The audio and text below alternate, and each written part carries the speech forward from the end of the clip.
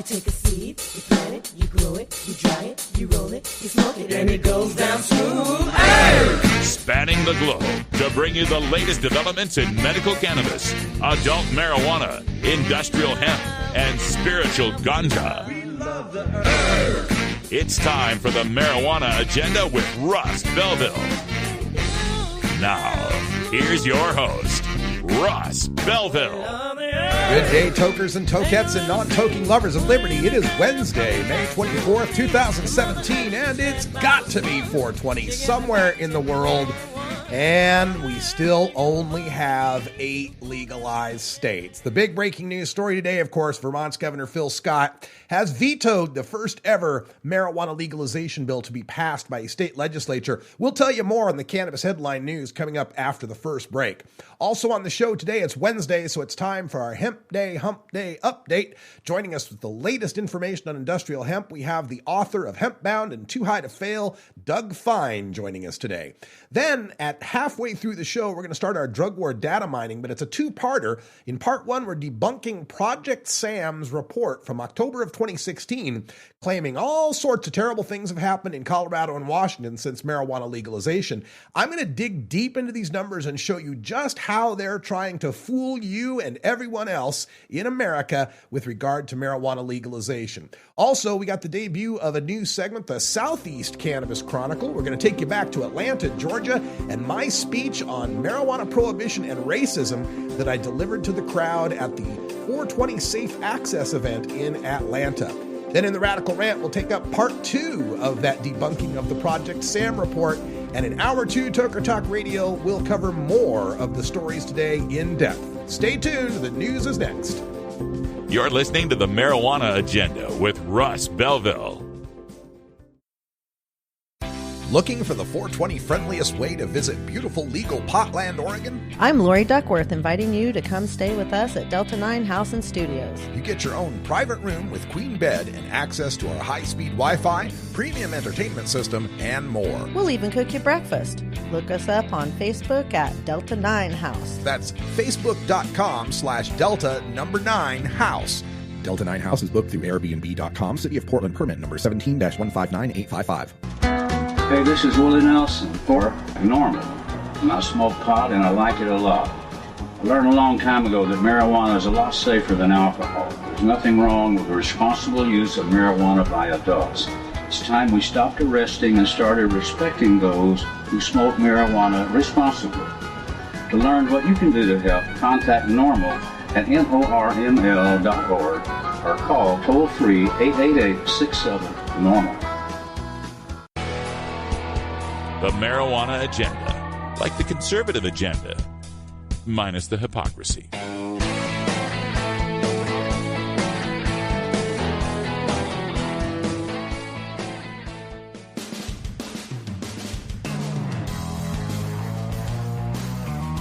I'm Russ Belville from the Marijuana Agenda.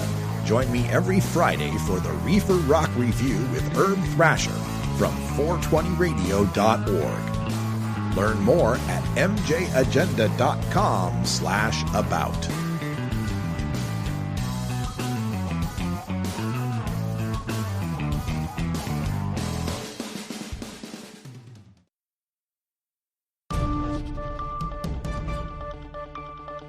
This is your Cannabis Headline News. Brought to you by MarijuanaMoment.net, the complete source for all your marijuana news in one morning newsletter from Marijuana Majority Founder Tom Angel. Subscribe today for free at MarijuanaMoment.net. This is your Cannabis Headline News for Wednesday, May 24th, 2017. I'm Russ Belville. Vermont Governor Phil Scott has vetoed what had been the first adult-use marijuana legalization law passed by a state legislature rather than by a citizen initiative. The Vermont Senate had passed the bill 20-9, enough of a margin to override the veto, but the Vermont House only passed the bill 79-66, below the two-thirds override margin, so marijuana legalization is officially dead for the session. Scott cited the risks of threats to highway safety as a reason for his veto. However, Vermont has been a medical marijuana state since 2004 and has consistently been in the top 5 states for marijuana consumption. Despite that, Vermont has been among the safest states in which to drive, as measured by fatalities per 100,000 miles driven. Governor Scott also cited a concern about access to marijuana by children in the wake of legalization. However, since 2004, Vermont has been either first or second in the nation in the monthly use rate of marijuana by children aged 12 to 17. It appears that keeping marijuana criminalized for adults in Vermont isn't doing anything to reduce teen use. Nassroots Tom Angel reports that President Trump, in reversal of a previously floated 94% cut for the Office of National Drug Control Policy, included robust funding for the office in his fiscal year 2018 budget request. The proposal also marks a turnaround from the Obama administration's slow shift toward emphasizing funding for largely health-focused demand reduction programs over drug war-style supply reduction efforts, devoting $12.1 billion for the former compared to $15.6 billion for the latter. And while the president suggested continuing a rider that protects state industrial hemp programs, he didn't include medical cannabis protections in the request. However, the document does contain language that is slightly more friendly to Washington, D.C.'s ability to spend money on marijuana reforms than is a rider in the recently enacted fiscal year 17 appropriations bill. In a phone call from the White House last month, U.S. President Donald Trump heaped praise on Philippine President Rodrigo Duterte, one of the world's most murderous heads of state, for doing what Trump called a, quote, unbelievable job, end quote, in his war on drugs. Trump offered an unqualified endorsement of Duterte's bloody extermination campaign against suspected drug dealers and users, which has included open calls for extrajudicial murders and promises of pardons and immunity for the killers. Quote, "You are a good man," Trump told Duterte, according to an official transcript of the April 29th call produced by the Philippine Department of Foreign Affairs and obtained by The Intercept. Quote, "Keep up the good work," Trump told Duterte. "I just wanted to congratulate you because I am hearing of the unbelievable job on the drug problem," end quote. Trump told Duterte at the beginning of their call, according to the document, including, quote, "Many countries have the problem, we have a problem, but what a great job you are doing, and I just wanted to call and tell you that," end quote. Whoopi Goldberg says New York should allow medical marijuana to be used to treat extreme menstrual cramps. The actress and co-host of The View issued a statement Tuesday urging legislators and Governor Cuomo to get behind a bill sponsored by Assemblywoman Linda Rosenthal, a Democrat of Manhattan, that would expand New York's tightly controlled medical pot program to cover dysmenorrhea, or menstrual cramps. Quote, "Women have used cannabis for menstrual pain for as long as time, and this pain is real for a lot of us," end quote, Goldberg said in a statement. Rosenthal's bill was approved Tuesday by the Assembly Health Committee in a 24-2 vote, but it's uncertain when or if it will reach the full Assembly for a vote. The measure has also not found a sponsor in the GOP-controlled Senate. A Rhode Island State Superior Court judge has ruled in favor of a woman who sued a Westerly Fabrics company for not hiring her as a summer intern in 2014 because she was a registered medical marijuana user. Christine Callahan, a graduate of the Savannah College of Art and Design, sued Darlington Fabrics Corporation, alleging the company violated the state's medical marijuana law, which protects users from discrimination in employment. The judge said in April that no matter how he ruled, his decision would likely be appealed to the state Supreme Court since it could have wide implications. More than 17,000 Rhode Islanders are registered so-called card holders. This has been your Cannabis Headline News for Wednesday, May 24th, 2017. I'm Russ Belville.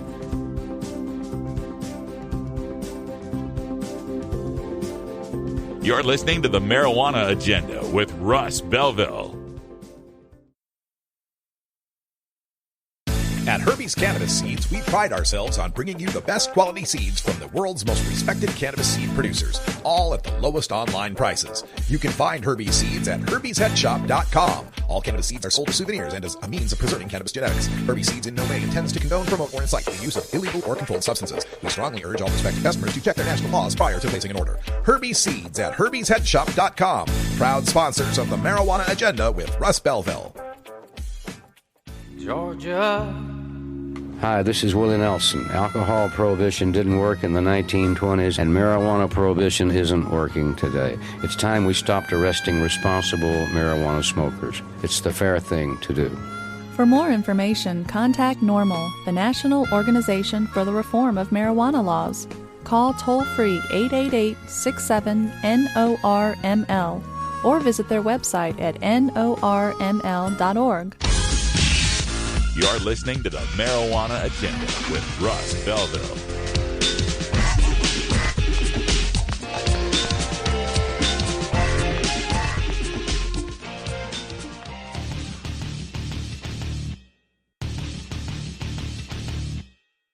I'm Russ Belville from the Marijuana Agenda.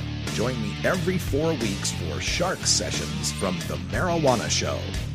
Learn more at mjagenda.com/about.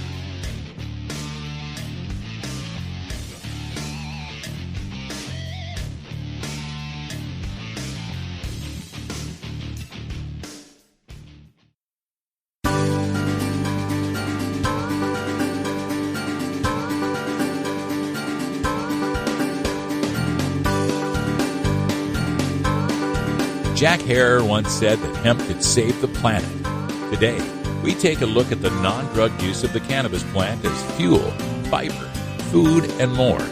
Now, let's restore hemp for victory in this Hempday Humpday update. Well, it's Wednesday, and that means it's time for our Hempday Humpday update. And joining us this time for the update, we've got acclaimed author of Hempbound and Too High to Fail, Doug Fine, is joining us from the Goat Ranch in New Mexico. How you doing, Doug? Oh, I'm feeling blessed, and it being planting season a bit harried, Russ. I'm sure you are. Glad you could take some time to talk with us. And in the news most recently when it comes to industrial hemp, we got word of the governor of Arizona, Doug Ducey, vetoing industrial hemp legislation like his next-door neighbor, Susana Martinez, did in New Mexico. What's going on in the Southwest with these governors and industrial hemp? In short, it's bad governors, but bigger picture, as a hemp entrepreneur, in the ground, everything that I'm dealing with is it's a sign that the industry is growing. So to give you an example, we had a multi-ton harvest in Vermont last year. So federal policy now protects hemp farmers that are permitted hemp farmers, research project hemp farmers. The Justice Department is prohibited from interfering in Thomas Jefferson's favorite crop, including interstate movement between hemp programs and hemp, as long as they are permitted federal programs under the current regulations. So that's great. So states like Kentucky are saying, oh, no problem, Kentucky farmer. You like these guys' Vermont, high-quality Vermont seed and the product they got out of it last year? Go ahead, market research with them. So they market purchased a lot of seed from us in Kentucky, no problem. Other states are doing the same. At the same time, other states, so what I'm talking about here is not vetoing and legislation. I'm talking about policy, Russ, when you get into the regulations and what's really happening in the ground.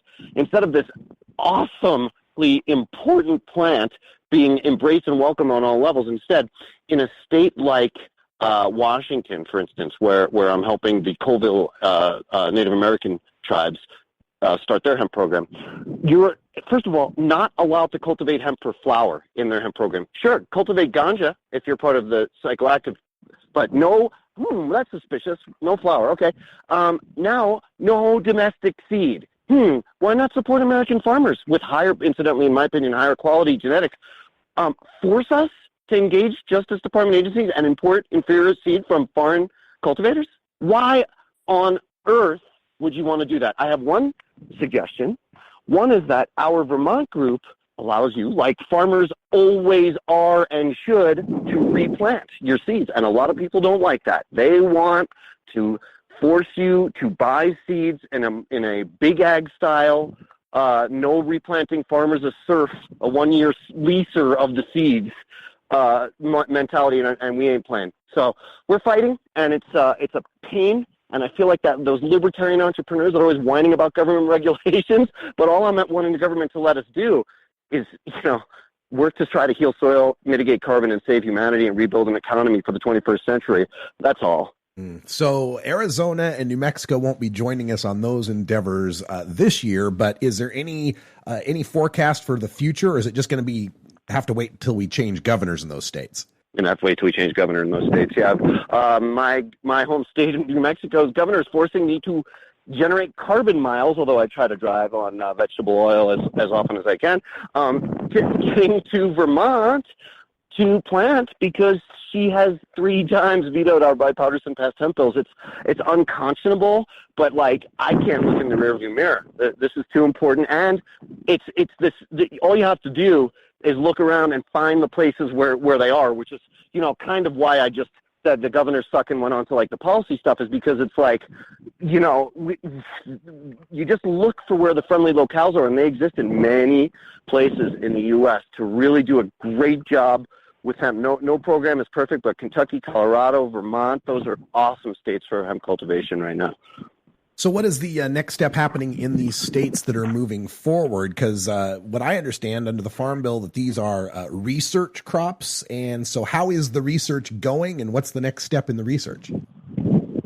Oh, man. So I have to say, Russ, that in Hempbound, the book, I did predict, being an optimist, I had no choice, but I did predict that what the rest of the world was underestimating about how fast and big the American hemp industry is going to emerge is that good part of the American spirit, that good go get 'em, never say die, I want this to happen, and so I'm going to work without sleep till it happens mentality, and it works, and it's a big part of why America innovates so many things, from Silicon Valley to auto industry and all that stuff going back in time. And so in my view, that is, and sure enough, the genetic development especially, let alone new applications, good marketing, and efforts to get processing infrastructure going, are moving so much faster than anybody would have anticipated that it's probably causing stress for the existing hemp industry elsewhere in North America and across the pond,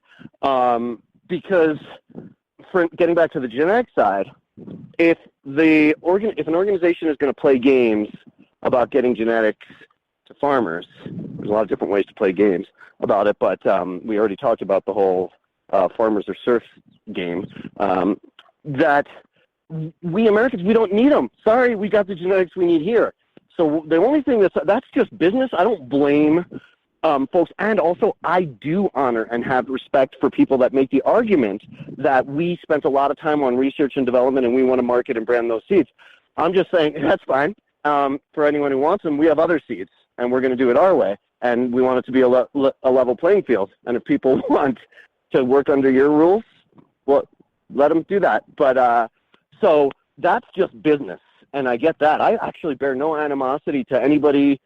In fact, I appreciate the genetic development, and I support it. I support people that are doing very special things that people want. That said, we are entering the open source era, and we don't need those. That we don't need to play by those rules. What's unconscionable is the legislators and regulation that are not allowing this plant to be openly cultivated. It's I'm a journalist paying close attention, because there's going to be accounting of why this was happening in the early days of hemp. Imagine the early days of Silicon Valley and Steve Jobs being told, well, you can develop computer technology, but you can only use up to a 4th grade vocabulary with English. If there's too many special words, that we perceive that to be a threat, we the government say, you can't do that. You can't stifle it. It's the next big thing. Hemp is really happening. Not just hemp, but the bioeconomy is the solution, the only possible solution for humanity, I think, in terms of long-term survival. And restricting it is unconscionable. And those that are doing it, especially if they're doing it at the behest of entities whose bottom line is trying to restrict farmers' access to seed and genetics, that's not cool. That's not okay. That's not America. And so we're going to call them on it. Well, meanwhile, I'm not giving up. The industry's growing by double digits. It's just a bit of ninja training at this point. You really got to be on the ball and want to be in it if you're in hemp right now. You mentioned earlier the cultivation of hemp for its flower, which is something that's kind of a new development or a resurgent development in hemp, given the popularity recently of cannabidiol, CBD oil for the kids that are suffering from epileptic seizures. Meanwhile, you've also got companies that are proclaiming that they're already selling hemp-based CBD, but they claim it comes from the stalks. Give us your rundown on this development of a hemp flower for medical purposes. First of all, I'm glad you used the word, whatever you said, resurgence or reappearance, or that it's coming back, because I'm of the belief that the cannabis plant is the cannabis plant, and that pretty soon we won't be discussing delineations in the cannabis plant based on THC unless the final product that reaches market has an active threshold of THC, of psychoactive component, above that locality's threshold, in which case it would be regulated something like alcohol, something that's for adults. And so I believe we're in the final stages. The most conservative of Hemp's supporters in federal Congress, for instance, are on board with raising the arbitrary and insane and counterproductive 0.3% definition of hemp today. And it works both ways. Gary Johnson, we may have talked about this in an earlier Humpday, Russ, but Gary Johnson, the former governor of New Mexico, his first investment venture in cannabis was in a very, very low THC edible, a mint or something like that, chocolate or something, really low. And it wasn't called hemp, it was practically hemp definitions, but the point was aged relative with arthritis is discovering incredible relief through cannabis but doesn't want to get too high kind of situation. And so when the cannabinoids in the plant, whether THC, CBD, or any of the other 80 plus known, in entourage effects with each other, with terpenes, with bioflavonoids, they come from the flower part of the plant primarily. I'm sure you can extract some from other parts of the plant, but primarily that's the concentration of where those cannabinoids reside. And so whether we call it hemp or cannabis, to me, is it is irrelevant. It's what do you want in your final product. And just to give one sort of last punctuation on that, there are people who enjoy the act of smoking, and that's an adult choice they can make. And they don't want to be rolling top shelf 26%, or should I say homegrown, because that's my last activist frontier, is everybody must be allowed everywhere to be allowed to grow any urban plant that they want without a government telling them what to do. In their garden, they might not want their own 26% THC. They may want to have a pack rolled of 1%, 3%, or mainly CBD for chronic muscular dystrophy, really, whatever it is.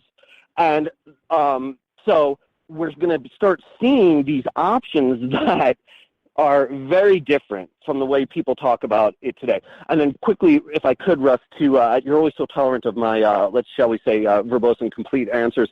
But the other side, you mentioned, people making claims about this or that. I'll tell you, if anybody is concerned, I've been saying this since researching psychoactive cannabis 10 years ago. Any problem with anything in the cannabis industry is resolved by ending prohibition. When issues are Wild West and there are people who are willing to exploit people that are desperate, that has nothing to do with cannabis, medicine, or anything else.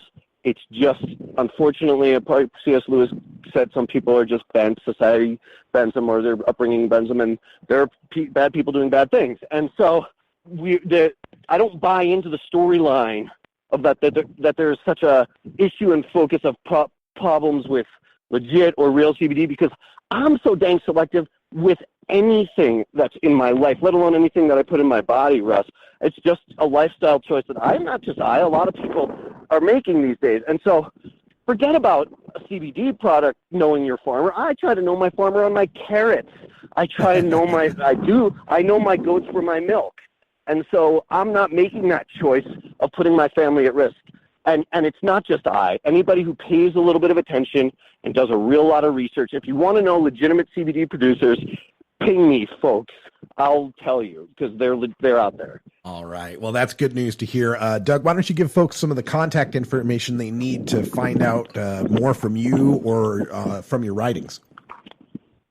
Thanks, as always, Russ. This is always it helps me frame what's going on in the ground. And by the way, what's going on in the ground besides planting in Vermont next week is, I think I may have mentioned, I'm helping the Colville Tribes with a 60-acre project. And so that we hope is going to be planted right quick. But for the latest, I do tweet every day at Organic Cowboy. 2 C's, one word, Organic Cowboy. And you can sign up for my dispatches from the Funky Butte Ranch at my website, which is just my name, DougFine.com. All right, Doug Fine, one of my favorite experts on the world of industrial hemp. Thanks for joining us for the Hempday update, and good luck to you and the goats. Thanks as always, Russ. Keep up the good work. This episode was produced as part of the Marijuana Agenda with Russ Belville, the daily news and interview podcast covering the world of medical cannabis, adult marijuana, industrial hemp, and spiritual ganja. Subscribe now for free at mjagenda.com.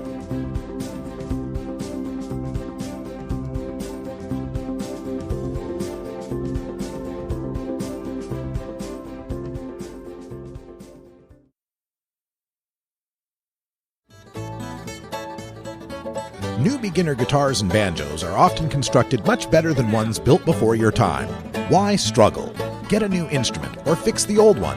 The trusted professionals at the Fingerboard Extension will evaluate your instrument for free. Repairs are priced for people who work for a living.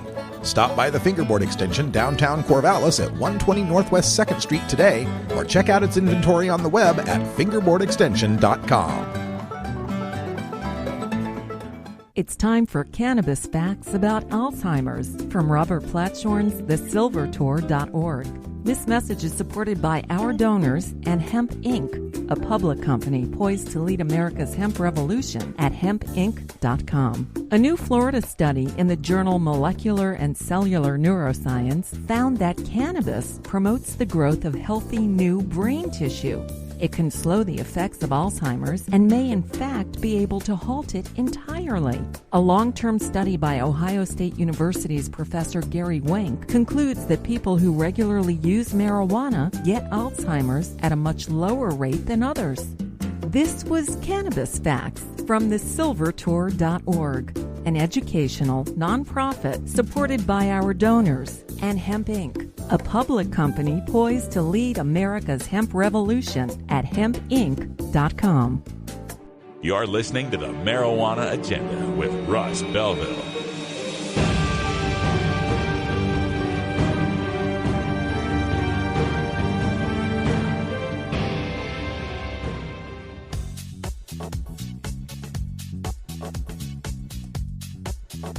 I'm Russ Belville from the Marijuana Agenda. Join me every 4 weeks for the UK Cannabis Chrocnicle from the UK Cannabis Social Clubs. Learn more at mjagenda.com/about.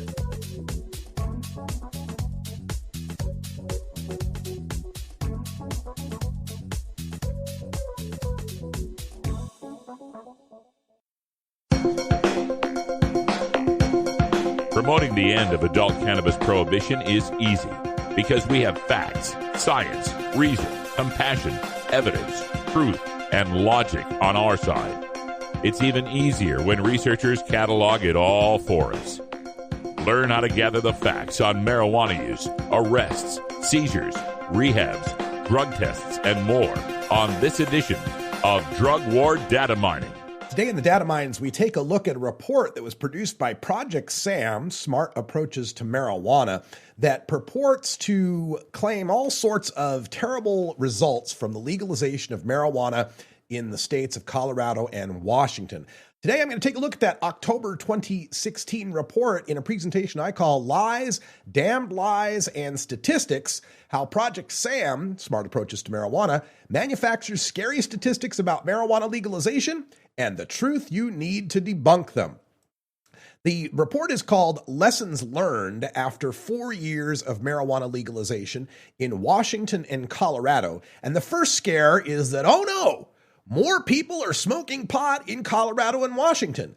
This is accompanied by some scary charts showing a 19.76% increase in marijuana use in Colorado, a 11.92% increase. This is year by year since legalization, compared to the U.S. average of 5.66%.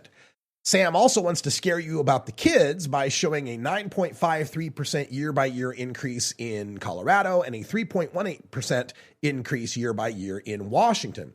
Of course, this ignores many other states that don't have legalization that also saw huge rises in marijuana use.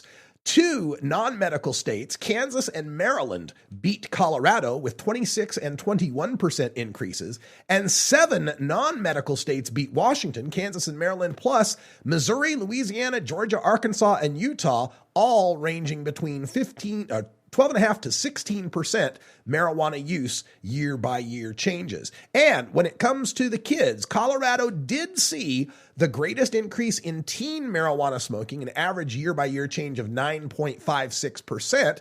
However, Washington was 8th in the list and was beaten by Maryland, Florida, Kansas, and Louisiana. And Project Sam is fooling you by only taking their data to 2014. If you extend that 1 year farther into 2015, we find that Colorado drops to 9th for the average year-by-year change at just 2.5%, while Indiana leads the nation in the greatest growth in teenage marijuana use since legalization at 9.56%. Project Sam also wants to scare you with this chart showing, oh no, states that have legalized marijuana smoke more pot. And it indicates how the legalized and medical states dominate the top of the monthly smoking percentages, while the prohibition states are all clustered near the bottom. Well, duh. What Sam's implying here is that legalization of marijuana leads to more marijuana smoking, but in truth, states that have more marijuana smoking are more inclined to legalize marijuana. It's a chicken and the egg thing, and he's getting the causation backwards. If you look before the legalization of marijuana, you'll find 8 of the top 10 states had higher marijuana use rates even before they legalized marijuana, as shown by these charts for 2002, 2009, and 2011, where 8 of the top 10 states are the same 8 states. Also, Kevin Sabet and Project Sam like to scare people by saying, oh no, there are more pot dispensaries than McDonald's and Starbucks. Well, this stat's supposed to frighten people about the ubiquity of marijuana dispensaries, as if Colorado and Washington are being overrun by pot shops. But why does Project Sam only compare one supplier of coffee and hamburgers to all the suppliers of marijuana? Doesn't that seem like an apples to oranges bought only at Walmart comparison? If we expand those numbers and take a look at the number of pot shops versus number of coffee shops just in the largest city, we find that Denver coffee shops and Colorado pot shops are about the same number. In Washington, there are twice as many coffee shops in Seattle as there are pot shops in the entire state of Washington. And in Oregon, it's about the same, just about twice as many coffee shops than in Portland than all the pot shops in the state of Oregon. Compare that to fast food joints, and you'll find 4 to 6 times the number of fast food joints in Colorado, Washington, and Oregon than you will find pot shops. Now, indeed, that's all fast food, so that's counting tacos and chicken and stuff that aren't burgers. But we aren't considering all the places where one could buy a hamburger, because this doesn't include places like Red Robin and other high upscale burger restaurants, nor does it include any of the pubs, restaurants, shacks, taverns, all the places a person can get a hamburger, nor does it compare all the places one can get a cup of coffee, which is, aside from just coffee shops, damn near every restaurant and bar in those states, as well as places like rest stops where senior citizens are giving it out for free. Project Sam also wants to scare people by saying, oh no, legalization of marijuana has created more homelessness. And in fact, they show a graph that shows in July 22, there was 28,000 shelter usages in Denver compared to 42,000 by 2015. And according to Project Sam, quote, the easy availability of marijuana post-legalization also appears to have swelled the ranks of Colorado's homeless population. While overall U.S. homelessness decreased between 2013 and 2014 as the country moved out of the recession, Colorado was one of 17 states that saw homeless numbers increase during that time, end quote. Oh, so 1/3 of the United States saw homeless numbers go up and not 1/3 of the United States legalized pot, right? This is designed to get the reader to recoil in disgust at the thought of more homeless people sleeping on the streets. However, if you look at other statistics, one finds this to be a meaningless concern. It's increasing rents and more residents that have led to the increase in homelessness in these cities and these states. Plus, Washington and Colorado populations went up 10 and 8%, respectively. We'll have part 2 in the Radical You're Rant. listening to the Marijuana Agenda with Russ Belville. The Marijuana Agenda with Russ Belville is proudly sponsored by the Marijuana Business Association. The MJBA, called by NBC News the Cannabis Chamber of Commerce, is the fastest growing business association and the fastest growing industry in America. I've been working with the MJBA for years, and I personally invite you to join the MJBA. MJBA also publishes the popular MJ Headline News on Facebook and the MJNewsNetwork.com and Marijuana Channel 1 on YouTube. Visit MJBA.net for more details. This is Cannabis Facts from Robert Platshorn's thesilvertour.org, supported by our donors and Hemp Inc., poised to lead America's hemp revolution at hempinc.com. In 1937, the second most prescribed medicine, marijuana, was banned. It wasn't about marijuana. The paper, oil, and chemical industries lobbied to end hemp farming. No longer labor intensive, an acre of hemp produced more quality paper than 4 acres of trees. Plastics and fibers could be produced from a plant. Hemp can even produce 10 times the energy of today's ethanol. As marijuana prohibition ends, many states now allow farmers to again grow hemp. This was Cannabis Facts from thesilvertour.org, an educational nonprofit supported by our donors and Hemp Inc., a public company poised to process America's hemp crop at hempinc.com. The Marijuana Agenda. Kevin Sabet's boogeyman since 2012. You have offended my family, and you have offended Shaman Temple. Yes, might have gotten away with it, too. If it wasn't for these blasted kids and their dogs.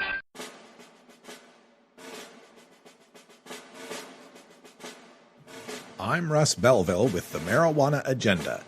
Join me every 4 weeks for Veterans of Compassion with the Veterans Cannabis Group. Learn more at mjagenda.com/about.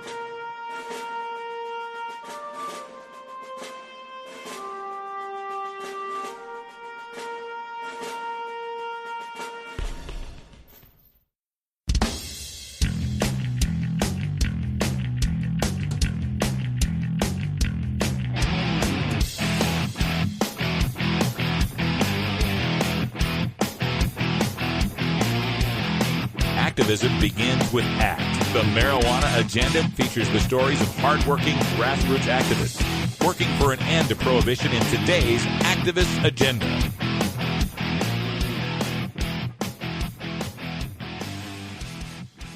All right. Hey, next person, I don't know if you guys really do your research in the game and find out the important players before you get in, so that way you know who to, basically the recruit to your team or who to wind up zoning up on. So, when I got my research in the industry, it was a name kept coming up, Russ Belville. And I never knew who this cat was until I actually caught one of his podcasts. And now I understand why they call him radical. The guy comes up with a whole bunch of just off concepts, but they really, if you sit down with them, they make a lot of sense. So if you get a chance, if you can listen to him on this podcast, I'll let him introduce that to you. But please, Russ Belville, if you can, be careful. I did the same thing. Thank you, Coach. Thank you, Coach. Thank you, man. My name is Russ Belville. I flew in here from Portland, Oregon, where marijuana is legal, and yet the world still is functioning. We still have people going to school. We still have people going to work. We don't have more people using marijuana. We don't have wrecks on the freeway. Everything they said would happen bad if we legalized has just not happened. So as Coach mentioned, I'm the host of a podcast. It's called The Marijuana Agenda with Russ Belville. I've just logged about 4,000 hours of podcasting since 2008. I also write for High Times, Weed News, Green State, Huffington Post, Marijuana Politics, and I am the founder of Portland Normal in Portland, Oregon, and was the associate director of Oregon Normal. So much for that amotivational syndrome, right? Getting a lot of stuff done. So I'm here to talk about marijuana prohibition because it's a very important thing to me. It's something I've been fighting for since about 2006, and I've met a lot of wonderful people. And in that 14 some odd years of going to various events, I've been to 60 cities in 24 states and 3 countries. This rally here marks a first in my career. This is the first time I've ever spoken at a rally where there are more black faces out there than white ones. First time ever. Now, granted, I'm from Idaho, so that's gonna shift the curve a little bit, but I've been all over the country, California, Washington, New York. This is the first time. And it's always shocked me. It's always surprised me. I worked for Normal for 4 years. I was the outreach coordinator, and I always wanted to get more minority involvement, more people of color in this, because frankly, they're not coming after me. I'm a middle-aged white guy with a cop's haircut. They're not coming after me.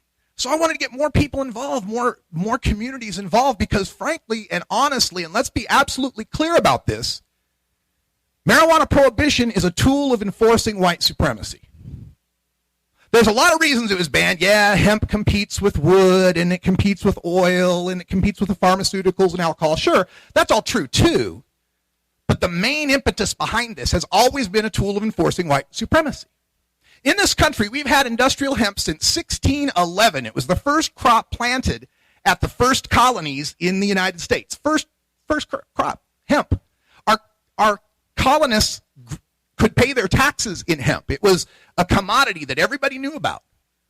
Our presidents, Thomas Jefferson, James Madison, James Monroe, Zachary Taylor, Andrew Jackson, there's a few of them that we have knowledge of. We have evidence of the fact they either used marijuana or used hashish, which was popular in the 18th century. So it was never really a problem at that point throughout the 1700s and the 1800s. In fact, in 1850, a doctor named O'Shaughnessy came to America, brought back information he had learned from India, and started teaching Americans about the use of cannabis as a medicine. Cannabis was entered into the U.S. Pharmacopoeia in 1850. It was taken out in 1941. So cannabis was an official medicine in this country for 91 years. It's only not been an official medicine for the past 76. So there was nothing wrong with marijuana. There's nothing wrong with cannabis. Everybody knew what it was. Everybody was fine with all of that. Nobody ever made any laws or had any concerns about it until we start getting to the 1900s. Because then marijuana started getting associated with people who didn't look like me. In the 1900s, you had the Mexican laborers coming up into the Southwest, El Paso, Texas, into California, into Arizona, New Mexico. And there was a lot of fear like there is now. Oh, they're coming to take our jobs. And so they used marijuana prohibition as a way to enforce that, to be able to crack down on the Mexicans smoking their loco weed. And as you look in the South, starting in New Orleans and working its way up the Mississippi as blues and jazz started taking off, it was a lot of African-American performers who were popularizing the use of marijuana. Here's some quotes from the time, just to give you an idea. In 1905, this is a quote from the Los Angeles Times. Not long ago, a man who had smoked a marijuana cigarette attacked and killed a policeman and badly wounded 3 others. 6 policemen were needed to disarm him and march him to the police station where he had to be put into a straitjacket. Such occurrences are frequent. People who smoke marijuana finally lose their mind and never recover it, but their brains dry up and they die, most of the time suddenly. I don't know what they were smoking in 1905, but I never smoked anything like that. In 1911, Harry J. Finger, he was a member of the California State Board of Pharmacy. He testified in the California Senate, quote, "Within the last year, we in California have been getting a large influx of Hindus, and they have in turn started quite a demand for cannabis indica. They're a very undesirable lot, and the habit is growing in California very fast. The fear is now that it is not being confined to the Hindus alone, but that they are initiating our whites into the habit." End quote. In my home state of Idaho, 1928, the Mexican beet field workers have introduced a new problem, the smoking of cigarettes of pipes of marijuana. Idaho has no law to cope with the use and spread of this dangerous drug. End quote. So the racism was beginning to foment in America to be able to keep black and Latino people down. And it culminated in the 1937 Marijuana Tax Act that Diane Fornbacher mentioned. Harry J. Anslinger testified for that act, and in front of Congress he said, "I wish I could show you what a small marijuana cigarette can do to one of our degenerate Spanish-speaking residents. That's why our problem is so great. The greatest percentage of the population is composed of Spanish-speaking persons, most of whom are low mentally because of social and racial conditions."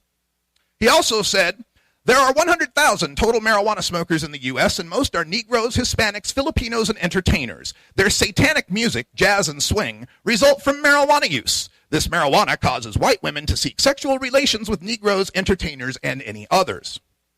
And, of course, the coup de grace, Harry J. Anslinger's most famous quote, "Reefer makes darkies think they're as good as white men." So this was all the underpinnings of how the racism culminated in marijuana prohibition. In fact, the word marijuana itself was used to distract people who knew what cannabis was, who knew what hemp was. But people look at that, they say, well, that was 1937. That was 80 years ago. In fact, we're approaching the 80th anniversary in October of marijuana prohibition. And interesting aside, the first guy who was ever busted under the federal law was a white guy named Samuel Caldwell. But the marijuana prohibition continued throughout the 30s and the 40s and the 50s, and nobody really paid much attention to it until the late 50s, early 60s, when white liberal kids started using it on the college campuses, protesting the Vietnam War, calling for better social conditions, and calling for more racial harmony and equality between the sexes. So it was then that a Harvard professor named Timothy Leary sued the United States government, saying the Marijuana Tax Act was unconstitutional because you had to take your marijuana in to get the tax stamp. And once you took your marijuana in, you were violating the law. And that means you were losing your Fifth Amendment right. You were testifying against yourself. It was overturned, and then Nixon came up with the Controlled Substances Act. Now, when they came up with the Controlled Substances Act to ban marijuana, this started our modern-day war on drugs. And they used the same excuses, that it was public health, that it was a danger. But again, at the root of it was good old-fashioned white supremacy and American racism. There was an article that came out in 2016 in Harper's Magazine. Dan Baum was the writer, and he had tracked down John Ehrlichman, who was one of the domestic policy advisors for Richard Nixon. He was actually working here in Atlanta, ironically enough, working on minority recruitment for a engineering firm. And he asked Ehrlichman, why did you guys start the war on drugs? What's behind the Controlled Substances Act? And this is what John Ehrlichman said, quote, "You want to know what this was really all about? The Nixon campaign in 1968 and the Nixon White House after that had two enemies, the anti-war left and black people. You understand what I'm saying? We knew we couldn't make it illegal to be either against the war or black, but by getting the public to associate the hippies with marijuana and blacks with heroin, and then criminalizing both heavily, we could disrupt those communities. We could arrest their leaders, raid their homes, break up their meetings, and vilify them night after night on the evening news. Did we know we were lying about drugs? Of course we did." End quote. Now, I think one man said this best when it comes to why we are fighting against this prohibition of marijuana. Dr. Martin Luther King in 1963, writing from the Birmingham jail, said, "How can you advocate breaking some laws and obeying others? The answer lies in the fact that there are two types of laws, just and unjust. I would be the first to advocate obeying just laws. One has not only a legal but a moral responsibility to obey just laws. Conversely, one has a moral responsibility to disobey unjust laws. I would agree with St. Augustine that an unjust law is no law at all." Dr. King went on to quote St. Thomas Aquinas by saying, "An unjust law is a human law not rooted in eternal law and natural law." Eternal law. The Bible, page 1, says herb-bearing seed, use it for meat. Natural law, evolution, produced this plant on the planet that trips our endocannabinoid system. Whichever way you look at it, it's an unjust law. Dr. King went on to say, any law that uplifts human personality is just. Any law that degrades human personality is unjust. And finally, an unjust law is a code that a numerical or power majority group compels a minority group to obey, but does not make binding on itself. I live in a country where anybody that wants to of adult age can drink alcohol and smoke tobacco. That's the majority group's drugs. But they have made a code that says my minority group that likes cannabis, regardless of the color of our skin or the language we speak or the country we come from, have to follow a different law. It is completely irrational and outside the bounds of logic to have legal alcohol and tobacco, but illegal marijuana. Do not criminalize us for making the safer choice. Thank you, Atlanta, for having me out here. I'm Russ Belville from the Marijuana Agenda. Appreciate your time. This episode was produced as part of the Marijuana Agenda with Russ Belville, the daily news and interview podcast covering the world of medical cannabis, adult marijuana, industrial hemp, and spiritual ganja. Subscribe now for free at mjagenda.com.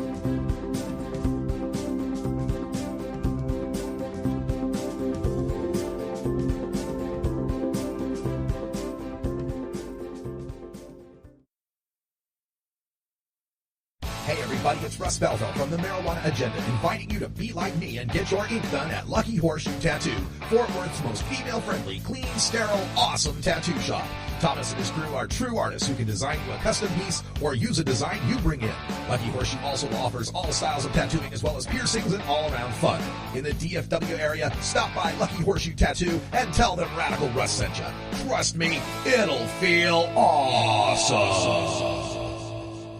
It's time for Cannabis Facts about teen drug use from Robert Platshorn's thesilvertour.org. This message is supported by our donors and Hemp Inc., a public company poised to lead America's hemp revolution at hempinc.com. A recent survey by the U.S. Centers for Disease Control indicates that in states that have legalized medical marijuana, the rate of marijuana consumption among high school students has not increased. In fact, in legal states like Colorado, teen use has actually decreased significantly. It's simply no longer a big deal for teenagers in legal states. This was Cannabis Facts from thesilvertour.org, an educational nonprofit supported by our donors and Hemp Inc., a public company poised to lead America's hemp revolution at hempinc.com. The Marijuana Agenda, like the alcohol agenda.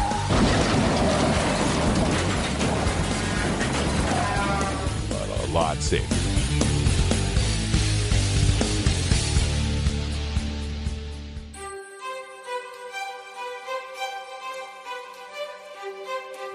I'm Russ Belville from the Marijuana Agenda. Join me every 2 weeks for the voice of the industry from the National Cannabis Industry Association. Learn more at mjagenda.com/about.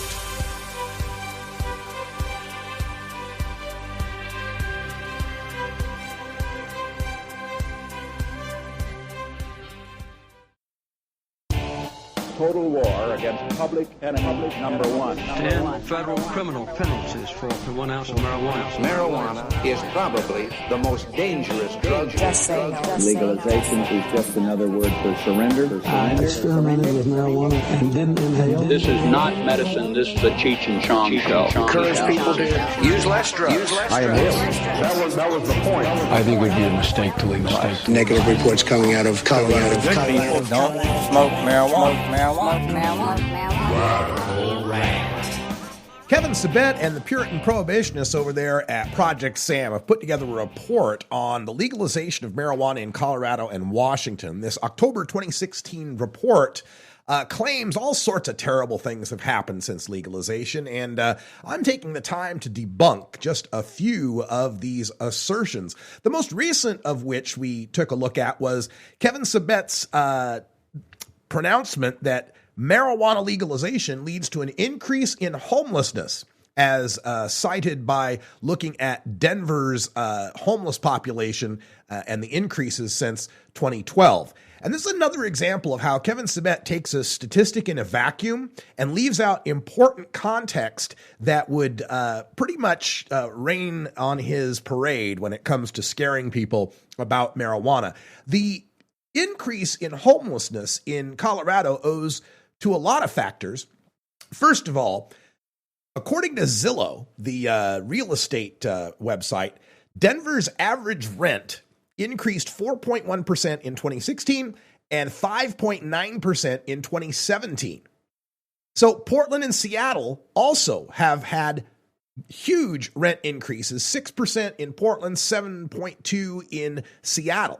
That is what contributes to homelessness. People can't afford to live in their homes anymore. The other thing that happens is that legalization increases economic activity. The grow shops and the grow sites and the pot shops start buying up all the commercial real estate, especially the warehouses. This leads to an economic boom in the real estate market. Home prices go up, and that also leads to increased residential costs. And Colorado's and Washington's populations have increased by 10% and 8% respectively since 2010. If they're going to have more people coming, and especially because the increase in the number of pot jobs and the opportunity and entrepreneurship that's happening in these states is what attracts people to that state. And that can also lead to increased homelessness. We've got a concern that, oh no, the businesses can't find workers who can pass piss tests. Well, first of all, they show a chart that shows an increase in marijuana positives from 2.7% in 2011 to 7.5% in 2015, nearly tripling.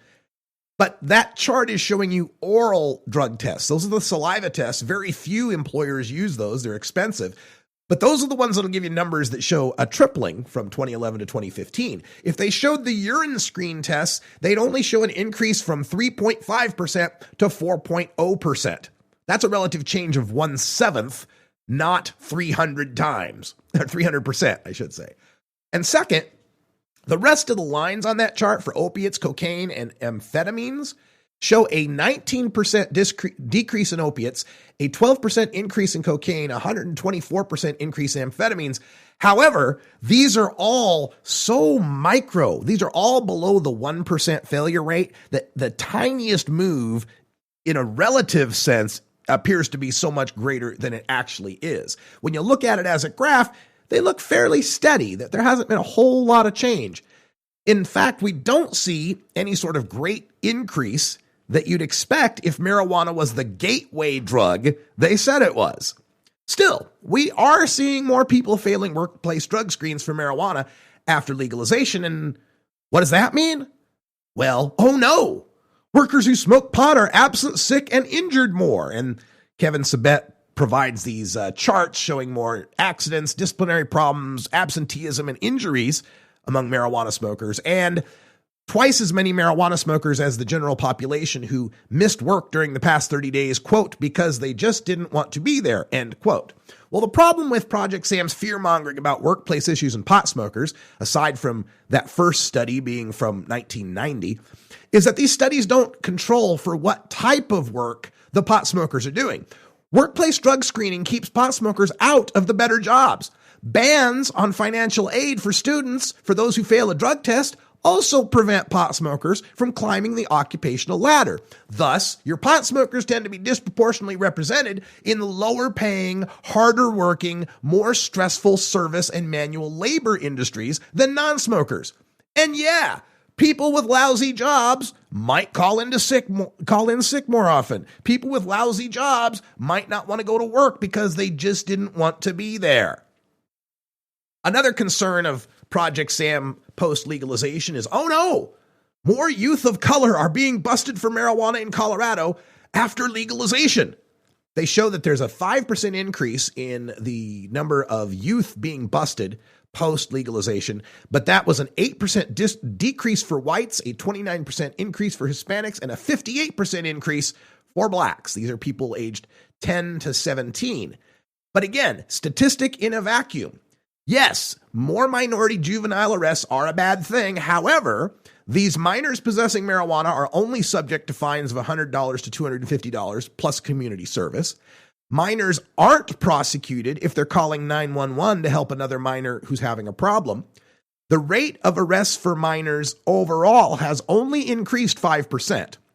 And if we look at all people, legalization has helped minorities more than it's helped white folks. Arrest rates for African Americans overall have declined from 622 per 100,000 the decade before legalization to under 300 per 100,000 now.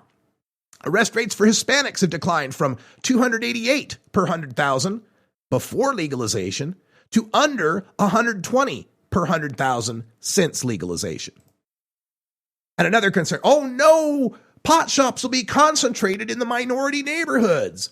This is the scare point designed to blunt the attention to the racial disparities in prohibition enforcement by suggesting that pot legalization leads to a pot shop on every corner in the hood.